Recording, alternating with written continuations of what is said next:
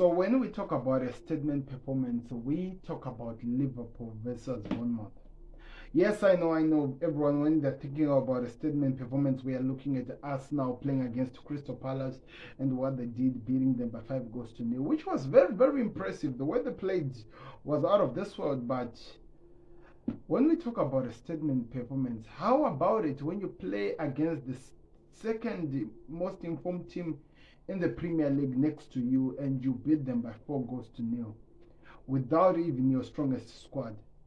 That has to be the best statement that has been put out there, because January, I think this January special of 2023-2024, it's been a season where a lot of things have not been in their place. Man City have not been performing after coming from a treble.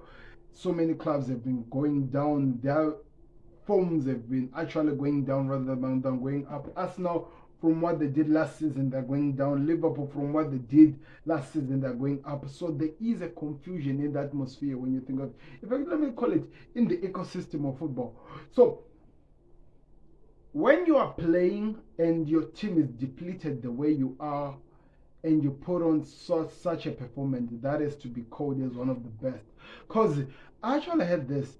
Liverpool only has 13 players, first team players this season. Like in this episode where we are now, at this point where we are now, we only have 13 players that are fit, which are from the first team.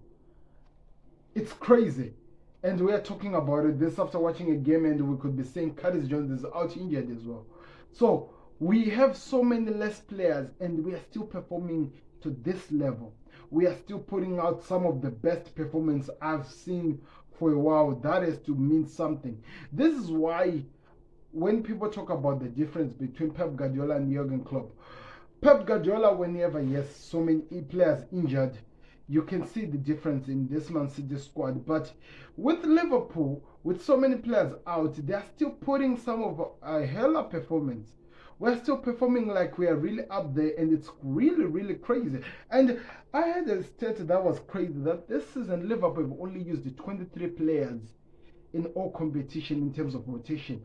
23 players, and I'm not saying that all these 23 players, I'm not saying that 12 of this, 11 of this 23 players have been consistent. I'm talking about rotation in this game, people. I'm talking about sometimes putting a defense of Konate and a guy called the Konza, and we are talking in the midfield of people like Bobby Clark, some players that you wouldn't even expect to be in there. We are talking about sometimes we are seeing Gravenberch, we are seeing Endo, we are seeing Curtis Jones, or we are seeing Elliott, we are seeing McAllister, we are seeing also Dominic Soboslai. The rotation we have been seeing from Liverpool this season has been up there with some of the best. And we have just played with one of the best teams in the Premier League recently. I'm not saying that they are really, because they're still in the bottom half, but we are talking about one of the best and the most informed teams we have seen in a while in the Premier League. And Liverpool just played with them and they beat them 4-0 at their own home ground and shown that they're really tighter contenders. Because so many people were looking at this game. No Salah, no Trent Alexander-Arnold, no Dominic Soboslai, not most of the players that Liverpool have really been hoping and actually getting some of the best performance in this team. They're not in there. Because, for example, I can give you an example from another team. You could see that there was a difference between Man City without Rodri and Kevin De Bruyne than a City with Rodri and Kevin De Bruyne. You could see that there was a difference between a Tottenham Hotspurs without Maddison with the Tottenham Hotspurs with Maddison in it. You can tell that there are players that when some teams are missing, there is a big difference. You can also see the difference between an Arsenal without Saliba than a team with Saliba in it. We're about to see an Arsenal how they look like without Declan Rice, by the way, who looks like he's injured. We haven't been told how long he'll be out, by the way, but maybe it will be confirmed. But what I'm just trying to tell you is this. We have seen a Liverpool without Virgil van Dijk in a game against Arsenal, of all the teams, a title contender team. We have seen it. And we've seen how it performed and somehow still wins. People talk about other teams capable of going in a run, but So many people have really been overlooking the fact that Liverpool, for such a long period of time, they've been going on a run and without losing a game. The last league loss we had in the Premier League season was that dodgy loss that we had against Tottenham Hotspurs. And we've continued playing the way we've been doing. We've continued showing our class, performing so well that every other people who doesn't want to believe that this team can actually do something, they are really in the title charge, they are starting to believe. We had a debut today from this kid who was playing at right back. It was his first debut in the Premier League, starting the game from start, and he actually went out in the last minute, and he performed like one of the best players in this. The difference between Klopp and so many managers is this: he's able to take out he's able to lose one of the best players in the team and put out another player, and that other player can come in and become one of the best. And I just feel like we have to really give some serious respect onto that, which now leads me to talk about this game, the performance we saw from Liverpool. We were playing with one of the best teams in the Premier League, and people have to really accept that and actually say that it was really the truth. We were playing with a team that was there to really hurt Liverpool. The way Bournemouth were attacking, the way they were on fire from the start of the whistle. They had 6 corners in the first 5 minutes or 6 minutes. 6 corners. And they kept putting pressure. The defense of Liverpool showed their resilience. They showed how much they are strong. They fought to the very end. And until they started turning the game around, attacking on the other side, putting pressure on this team, putting them under pressure, that they ended up losing what they were really doing. It's really unbelievable what I'm seeing from this team. And I have to put some respect onto it, because now we are looking like we can do something special. Now it looks like Liverpool are really now very close to challenging, to do something that so many people never really predicted this team to do this season, especially coming out from what we did last season. I just watched a game where a team won by 4-0, and I'm still not sure if the man of the match who was chosen in the game is really the best man of the match of the game, because if we look at how McAllister performed in the midfield, the distribution, the control of the game, the way he was winning up duels, and the way he was controlling that midfield, alongside Curtis Jones, who was really taking on the balls, moving a ball carrier that we wanted, that Gini Ronaldo player that we have always talked about, but with a difference. He's actually visible. You can actually see him in the game. Because so many people used to talk about how important Gini Ronaldo, but would leave a game and we're under exactly what did Gini Ronaldo do, but he was important into the game. But with Curtis Jones, you can tell that this guy is really making some difference. And with the Harvey Elliott, who was either playing as a striker and as a midfield, just interchanging with Diogo Jota, or should I say Luis Diaz, was out of this world, causing problems, crossing the balls, doing so much. It is one of the best performances I've seen in Liverpool. And I'm not even talking about this team being Liverpool's A team, because an A team of Liverpool has Trent Alexander-Arnold in it, has Dominic Szoboszlai in it. It also now recently has been having Endo in it. It has so many players, but we're still able to put one of the best performances in the Premier League. And now you wonder why some people are starting to believe. Because so many people, it's really hard for them to actually believe that this team can actually challenge. But now we are at a point where we are actually starting to believe that there is something special that this team is cooking. I am talking about this. I haven't even mentioned some of the one-on-one take-ons that Konate was doing, the blocks that he did at the last minute. Dominic Solanke won the Player of the Month last month in December. To build up of this game was this guy was going to be unplayable against Liverpool. He was going to challenge the defense of Liverpool. And hence I've just come out from the game, and I'm even wondering what he did in the game. What he did in the game. That's how good this team has really been. What did he do in the game? That's the question that I'm leaving out of this game wondering. What did he do? People talk about how Darwin Núñez has really not been one of the best players in this Premier League. But in this season, he's the only player with 10 goals and 10 assists in the Premier League. You might not give him the respect he deserves, but we have to talk about how much of an influence he has been in this squad. This Liverpool 2.0. How much of an influence, how much he has caused chaos. People like to call him Captain Chaos, and you can see it.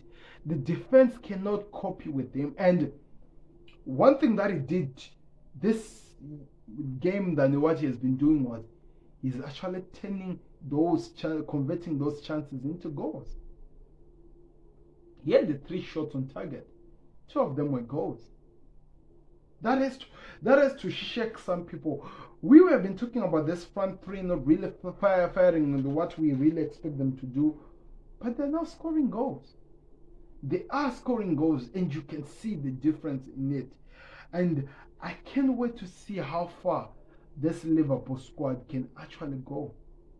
I can't wait to see how much of an influence this team is actually going to be going forward, because what now they're showing us, it's out of this world. What they're now doing right now, it's out of this world. Week 21 we have just finished, and we are 5 points clear at the top.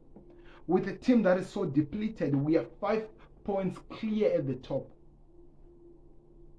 That has to mean something. Whether you respect Liverpool, you say what, this has to mean something. This team is showing that they are a team to beat. They are showing that they have something to prove in this Premier League, and they are fighting to the very end. This 2.0 that Klopp is still even coming out and saying himself that it's not even yet complete. It's not even yet to the level he wants it to reach. And this is what they're giving you. Imagine when he is now saying that they are complete, they are ready. What is Klopp cooking at Liverpool? The likes of Gomez, what he has been doing this season, it's just unexplainable. You actually feel like he's better than so many players who have been playing at that left back this season. I'm really shocked, really, to be honest, because for the first time I'm seeing a Liverpool team that is able to bring out a player from outside, and you cannot even see the difference in terms of the movement of the game, in terms of what they're doing as a team. You cannot tell the difference, even though a player is coming in. And this is what 2.0 is looking like. This is what Liverpool 2.0 is looking like. What exactly is this team going to achieve under Jurgen Klopp? With what he's able to do, with what he's creating. One thing that people have to really be honest is that this team, they don't know when they've lost. They can't allow themselves to lose. They are not giving up in the games. I have not seen that, and I've been watching this one, and I'm telling you, you guys have to be afraid of this team. How many people, really honest, I want to hear this from the rivals. How many people really predicted this team to win this game today against Bournemouth? With what Bournemouth has been doing, how many people really did predict Liverpool to win? Yet they come out of the game as winners. That tells you what Klopp is cooking. That tells you that there is actually a team that is being in the work. And nobody is ready to see what Liverpool are about to do going forward. It's amazing. It's really, really amazing, and it deserves so much respect over what we are seeing. Diogo Jota, I haven't even talked about him, and I'm already on the 14 minutes. The performance of this guy, the way he's able to find the goal, it's out of this world. I have seen so much from this guy, and somehow he still finds himself as one of the best. Jimmy Carragher is comparing him to Robbie Fowler in terms of the way he's able to finish chances, the way he's able to score goals. That tells you everything about the guy. I'm looking at this lineup, and I can tell you, nobody expected this from this team. I want to tell you the lineup, because I've really been really impressed with this team. We were playing with a guy called Connor Bradley. How many people knows of a Connor Bradley? till today. What has he done? Came out with an assist and the first yellow. In his debut, he came in and he was confident like he has been playing this season. The right side of Liverpool was Harvey Elliott and Conor Bradley. If you combine this two, their average age is around 19 or 18.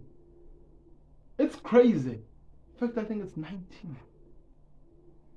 What I'm seeing from Liverpool going forward, it's amazing. They're creating a monster of a team, and it's really, really amazing how Klopp has managed to get these boys to believe themselves. How much they've formed a team like a character of winners. They're fighting as champions, like they've won it before. But some of them, they're actually their first time getting into this league. Imagine when they settle down. I'm talking about the likes of Dominic Soboslai, getting in there, Ryan Gravenberch, still understanding the league, Wataru Endo still getting to understand what the league is going to offer, and they're performing like this.